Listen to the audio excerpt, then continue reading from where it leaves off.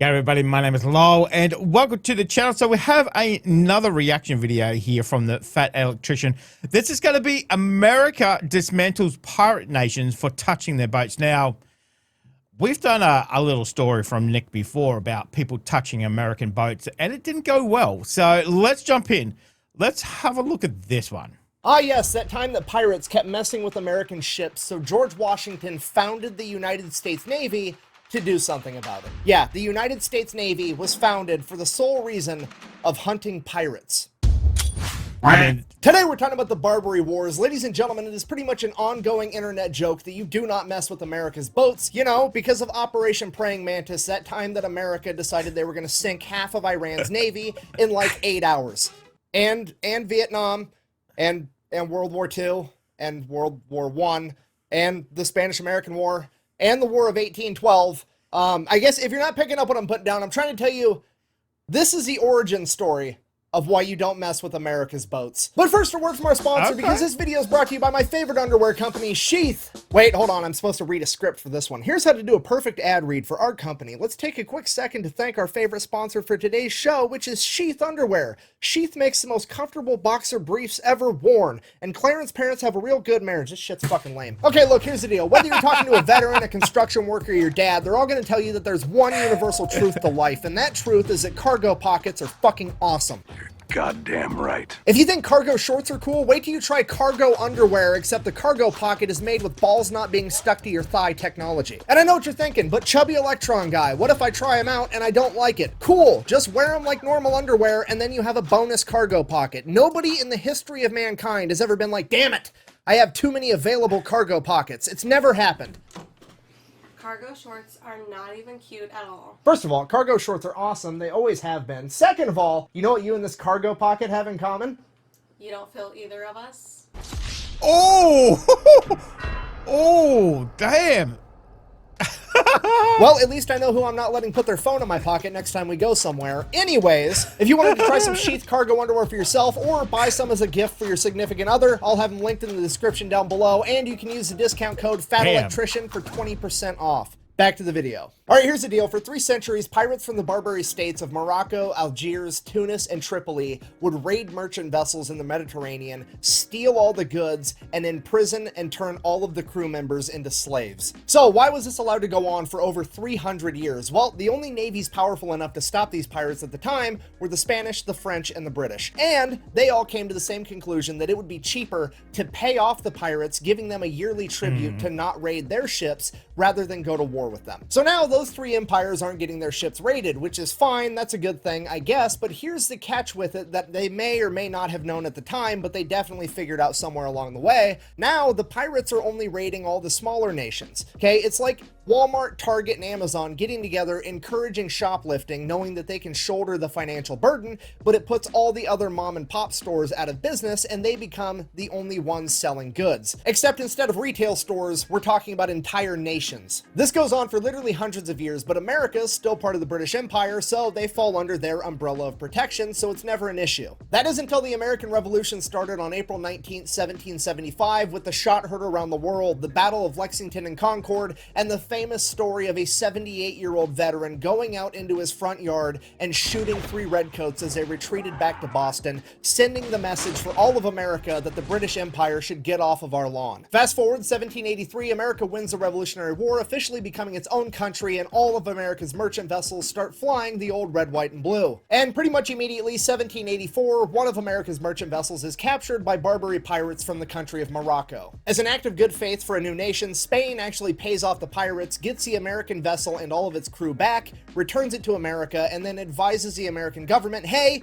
you guys should start paying these guys off too. That's what all the big nations are doing. At which point, America's minister to France, a guy by the name of Thomas Jefferson, chimes in and he's like, no, absolutely not. I'm gonna go talk to him. Now, obviously I'm paraphrasing here, but basically Thomas Jefferson rolls up and he's like, hey, don't ever fuck with my boats ever again or else. At which point the Sultan of Morocco is like, I'm sorry, who are you? I'm Thomas Jefferson, one of the founding fathers of America. You know, we just kicked the British out of our entire country. We're our own thing now. I'm sorry, you fucking pilgrims did what now? We beat the British in war, and now we are our own country. You mean to tell me that a bunch of colonial farmers with muskets went toe-to-toe with the largest military on the planet that is so good at war that they can literally wear high-vis red coats the entire time and still win, and you beat them? Yeah, that's exactly what I'm telling you. I mean, yeah, I could probably just leave your boats alone from now on. That historically seems like it's going to be a really good idea. And that is the story of how Morocco came to be the first country to recognize America as its own sovereign nation by signing the Moroccan-American Treaty of Peace and Friendship, which is the first and longest lasting peace treaty in American history. At which point Thomas Jefferson is like, wow, that actually worked out perfect. I'm going to go to the other 3 Barbary states and tell them the same thing now. But of course, there's going to be a catch with that. You see, there's 4 Barbary states, but Morocco's the only one that's actually truly independent, and the other 3 are just subservient branches of the Ottoman Empire. So Thomas Jefferson and John Adams go to talk to the ambassador of Tripoli, and they're like, hey, can all the Ottoman Barbary states leave our boats alone? At which point the ambassador informs them, absolutely not. You see, we're part of the Ottoman Empire. We don't need to listen to you. We're not scared of you guys. And it is our official stance that, and I quote, it was written in the Quran that all nations which had not acknowledged the prophet were sinners, who it was the right and duty of the faithful to plunder and enslave. You know, unless they give us money, of course. Everything's got a price, apparently. So Thomas Jefferson is like, well, okay, we're going to war then. And that's when John Adams is like, whoa, whoa, whoa, calm down. Let's just pay the tribute so that our ships can be fine. We already disbanded the Continental Navy after winning the Revolutionary War. We don't have a navy to fight these guys. We just have to give them the money. So that's what happened. For the next 8 to 10 years, America would pay tribute every year to these 3 remaining Barbary states, and every year they wanted more and more money, and eventually even that wasn't enough, because Algiers began attacking American vessels anyways. Okay, if you're not picking up what I'm putting down, I'm trying to tell you that for the first time in American history, somebody has fucked with one of America's boats, and they're not immediately sorry about it.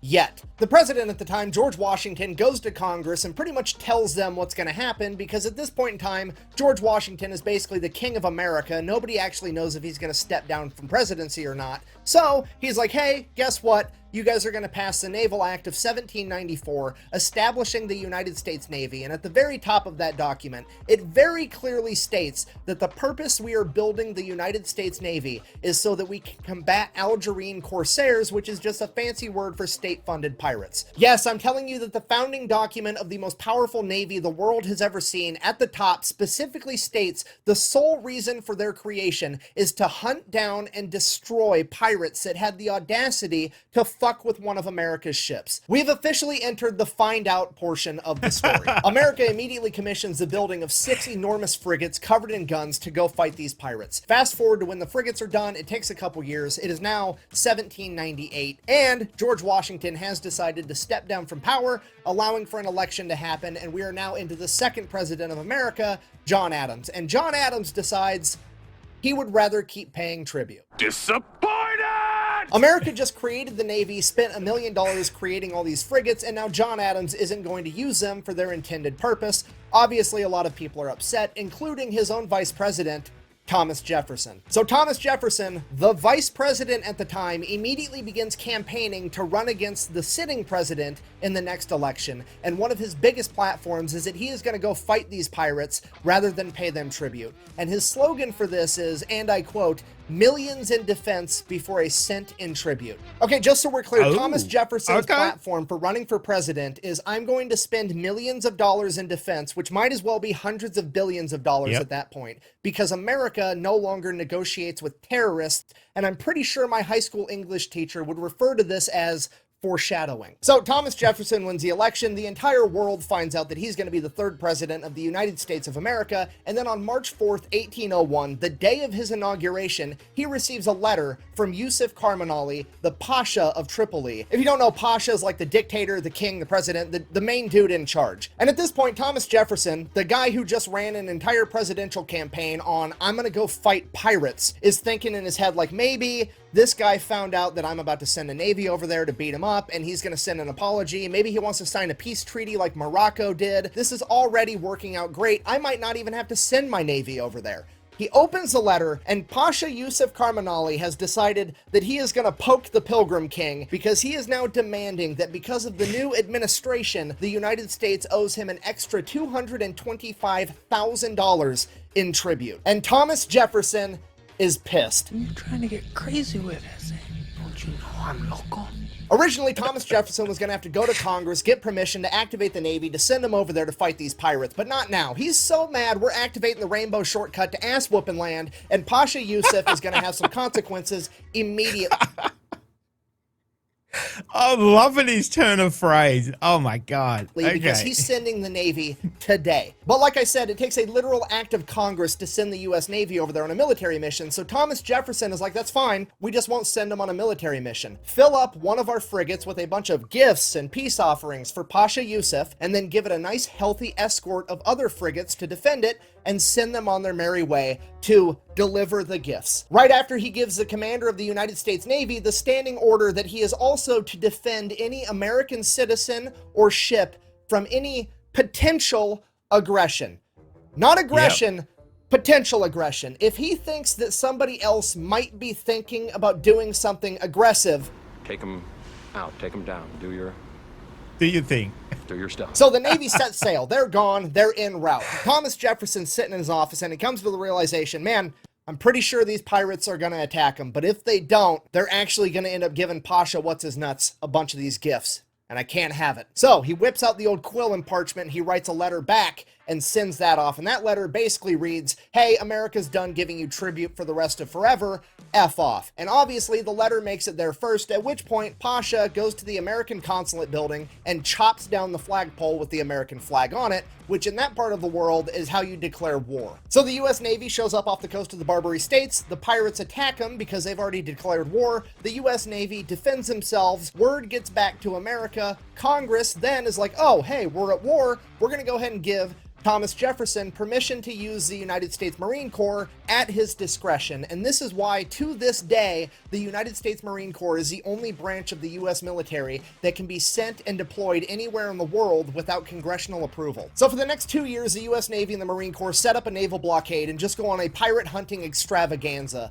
until October of 1803, when the USS Philadelphia would get hung up on an uncharted reef right off the coast of Tripoli. The pirates seize this opportunity, they attack the USS Philadelphia, board it, take the crew hostage, and then over the next couple months they were able to repair it enough to get it back into the harbor at Tripoli, where they then anchored it in place and used it as fixed artillery because it had way more guns than any other vessel they had. Cue our first main character, Stephen Decatur, the commander of the USS Enterprise, America's unofficial flagship. He decides that he's going to don his plot armor, take the USS Enterprise out, and acquire himself a pirate ship, which he does. He then takes that pirate ship and the USS Enterprise and sails both of them to Sicily, where he hires 5 Sicilian mercenaries that know how to speak Arabic. They then sail back to Tripoli, where Decatur and 80 Marines are going to go below deck of this pirate ship, which has now been christened the USS Intrepid, as the 5 mercenaries are going to sail directly into the heart of the harbor, pretending to be Barbary pirates. They then go directly to the USS Philadelphia, 80 Marines and Stephen Decatur run out, kill the entire crew of pirates that are on the USS Philadelphia, and reclaim it. Unfortunately, the USS Philadelphia is too damaged to actually be used as a ship ever again, at which point Stephen Decatur decides, fine, we're just gonna burn the entire thing to the ground because if we can't have it, nobody can. Deprive the enemy of nice things. I'm pretty sure Sun Tzu said that. So that's exactly what they do. They light the USS Philadelphia on fire, they're positive it can't be put out, and then they bounce. Not a single American is injured, and Stephen Decatur is hailed a hero because he has now led what is, in my opinion, America's first special operations mission. So now that that's taken care of, the problem at hand is that the crew of the USS Philadelphia is still being held hostage by the Barbary pirates, and they want a ton of money in exchange for them back. However, America no longer negotiates with terrorists, and that's not an option. Cue our next 2 main characters, William Eaton and Presley O'Bannon. And before you ask, yes, Presley O'Bannon, as in the USS O'Bannon, the Fletcher-class destroyer from World War II that sank a Japanese submarine with potatoes. So they go in and they pitch their idea of how they're going to get the crew of the USS Philadelphia back, and it is, by every definition, a special operations mission. Basically, they want to take themselves, 2 dudes, plus 6 Marines for a total of 8 guys, and they're going to get dropped off in Egypt, because in Egypt, is Yusuf Karmali's brother that is living in exile because Yusuf kicked him out because he is technically the rightful heir of Tripoli. So they're going to get that guy and all the buddies that are loyal to him, like 500 men, and then they're going to march them through the desert to Derna, where they are then going to use them to fight and take over the city and exchange the city for the crew of the USS Philadelphia. And upon hearing this ridiculous plan, the US military leadership is like, whoa, whoa, whoa. You want to take a small contingency of men, be dropped off in a foreign country, meet up with a rebel leader who already has a bunch of men, and then convince him that you're going to help him overthrow a current dictator, and then he can be the new dictator, and basically we're using other people to fight other people that we don't like to benefit us. And Presley O'Bannon and Eaton are like, yeah, that's pretty much exactly it. And the government is like, this is a terrific idea. I mean, we're probably never ever going to do anything like this ever again, and we're not going to have an entire branch of special forces that specializes in it. Sorry, anyways, that's exactly what they do. They get dropped off in Egypt, they track down Hamet, they're like, hey, you want to go overthrow your brother? Cool, grab your guys, let's go. Somewhere along the way, the Marines also picked up 50 Greek mercenaries as they all began marching 500 miles through the Libyan desert to get back to the Tripolitan coast. And this march through the desert takes 50 days, and it is a complete shit show because somewhere along the way, they start running low on supplies, and they have to start rationing, and then some people get mad, there's accusations because the Greek guys are Christian, Hamet's guys are Muslims,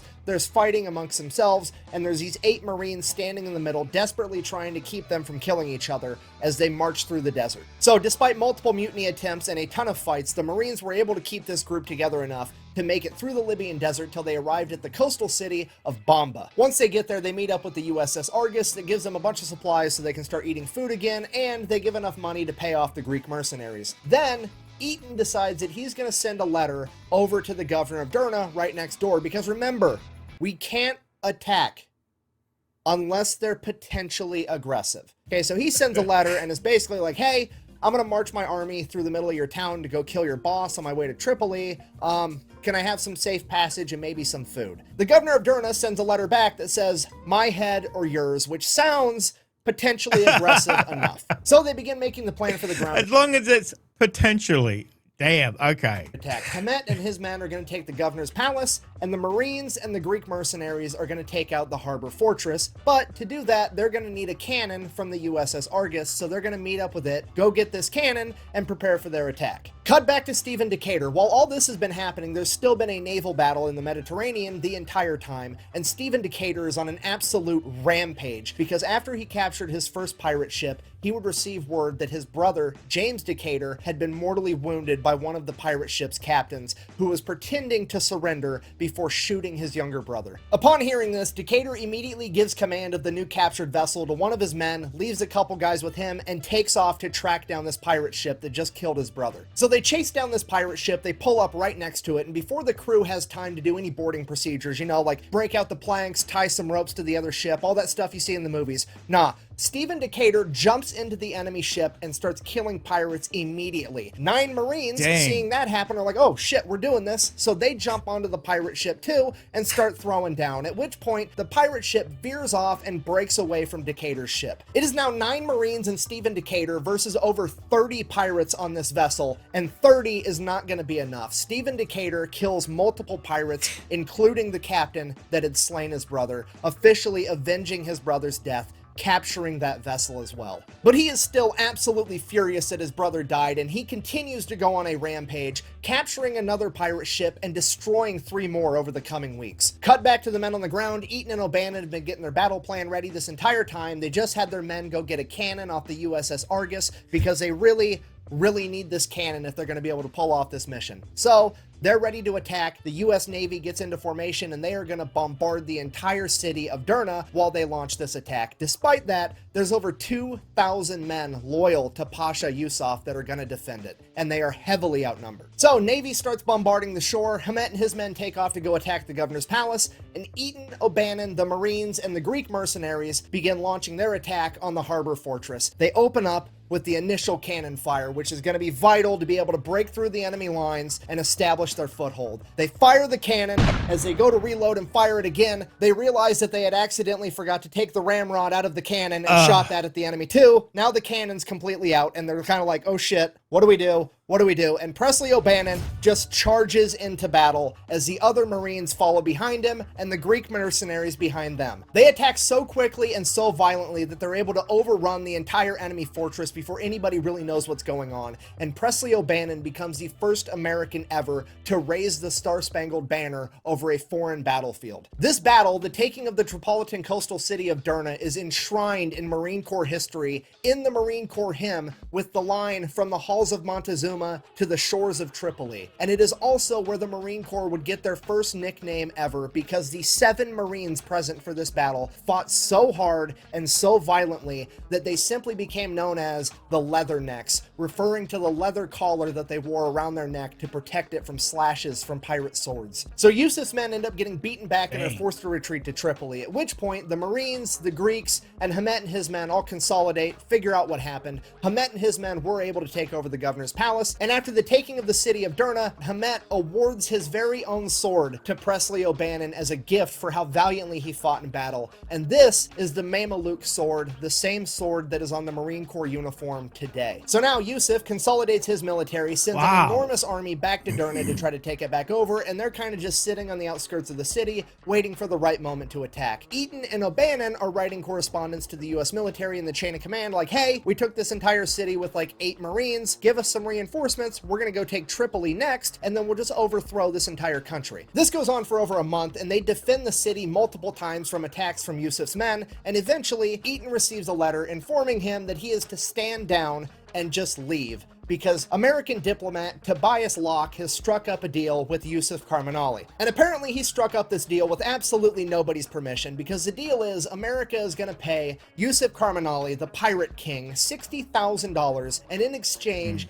we are going to receive the USS Philadelphia back, as well as a peace treaty that they are going to leave American ships alone from now on. So yeah, everybody's pretty pissed off about it, from Thomas Jefferson, Presley O'Bannon, William Eaton, Stephen Decatur. They're all furious that we are now giving $60,000 to this pirate king, as opposed to overthrowing his entire city of Tripoli, or at a minimum using the fact that they're holding Derna and use that as leverage to exchange. But whatever, the war's over, I guess.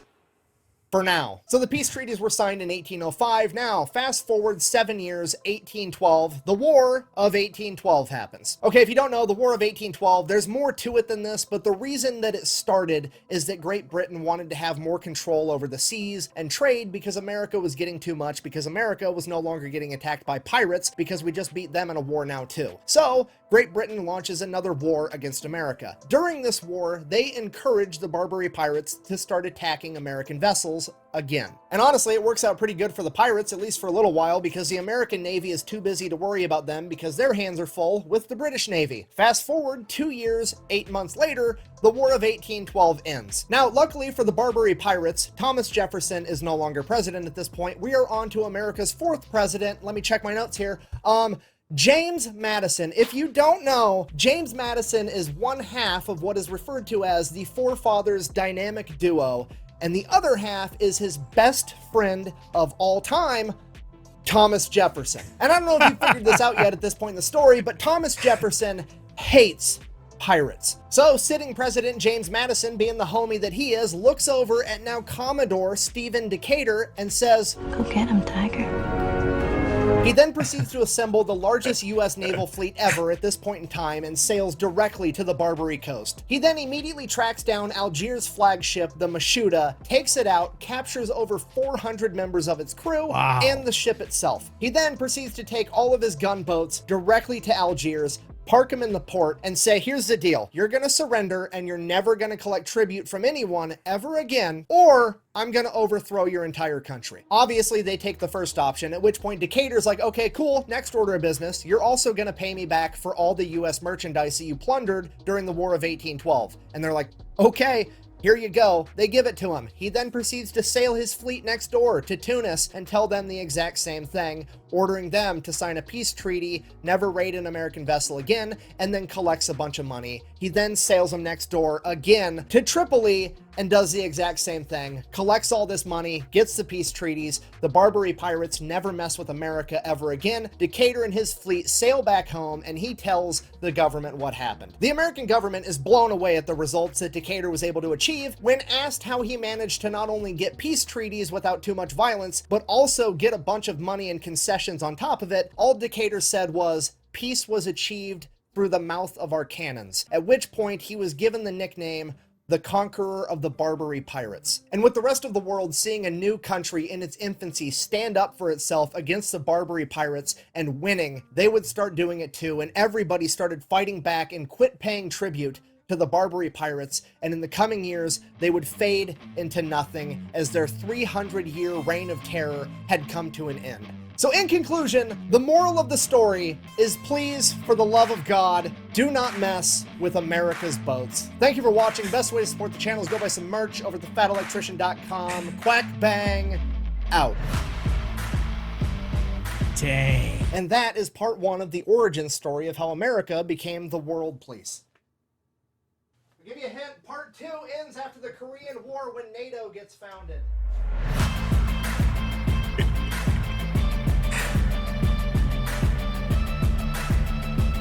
Dang. So much. Obviously, the theme is, don't touch American boats. We learned that. But things he was talking about, things the Marines use now, that symbol of that sword on their uniform, where it comes from, what the story is behind it, so much that it's just, there, but you don't know the reason why. That was fantastic. Fantastic. I don't know a lot about Thomas Jefferson, and even less of Madison, but man, they sound like both of them are kicking ass. So, but that was fantastic. That's a fantastic story. 300 years of, on the water, taking, doing pirate stuff as pirates do. And then it just takes that one nation to stand up to them and say, look, nah, enough touching our boats. Don't do it. And then everybody else catches on and say, hey, look, maybe we can fight against these guys, so, and then obviously stops the piracy. So that was fantastic. Fantastic. The way that, 7 Marines and Greek, mercenaries and, these guys they pick up from wherever, marching 50 days through the desert to even get there, in the first place. It's like, dang, that's some work. They're working that way, and then obviously coming in off the water as well. It's just fantastic story, and his turn of phrase in this one too, hilarious. I love it. You're captivated listening to Nick give history lessons. It's a great way to learn. So I've already learned so much listening to him. So let me know if you enjoyed that. Thank you very much for joining me today. Make sure you stay safe, and I'll definitely see you in the next reaction video. Oh, you're still here? You want more content? Why don't you check out my Patreon down here? You'll get plenty more content and some exclusive videos over there too. If not, why not check out this one over here?